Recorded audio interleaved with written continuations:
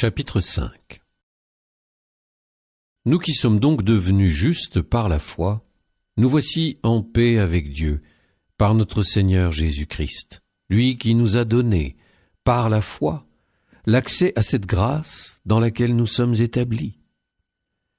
Et nous mettons notre fierté dans l'espérance d'avoir part à la gloire de Dieu. Bien plus, nous mettons notre fierté dans la détresse elle-même, puisque la détresse, nous le savons, produit la persévérance. La persévérance produit la vertu éprouvée produit l'espérance. Et l'espérance ne déçoit pas, puisque l'amour de Dieu a été répandu dans nos cœurs par l'Esprit Saint qui nous a été donné. Alors que nous n'étions encore capables de rien, le Christ, au temps fixé par Dieu, est mort pour les impies que nous étions. Accepter de mourir pour un homme juste, c'est déjà difficile. Peut-être quelqu'un s'exposerait-il à mourir pour un homme de bien. Or la preuve que Dieu nous aime, c'est que le Christ est mort pour nous alors que nous étions encore pécheurs. À plus forte raison, maintenant que le sang du Christ nous a fait devenir des justes, serons-nous sauvés par lui de la colère de Dieu.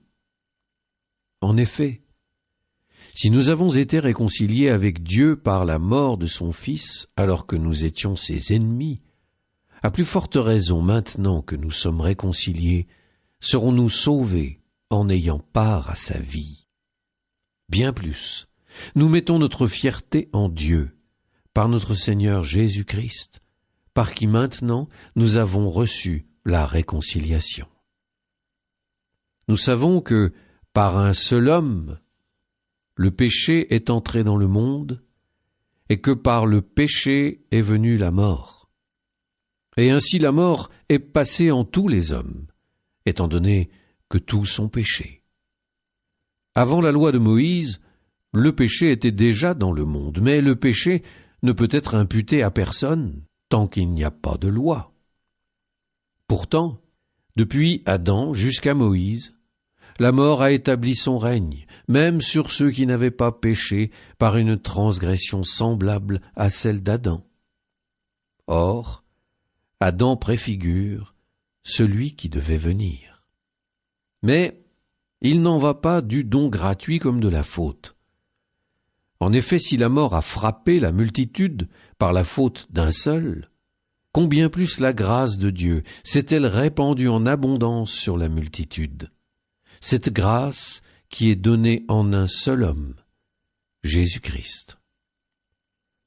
Le don de Dieu et les conséquences du péché d'un seul n'ont pas la même mesure non plus. D'une part, en effet, pour la faute d'un seul, le jugement a conduit à la condamnation. D'autre part, pour une multitude de fautes, le don gratuit de Dieu conduit à la justification.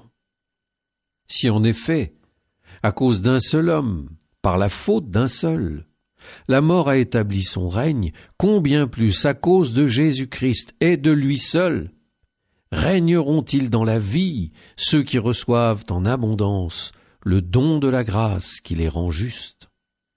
Bref, de même que la faute commise par un seul a conduit tous les hommes à la condamnation, de même l'accomplissement de la justice par un seul a conduit tous les hommes à la justification qui donne la vie.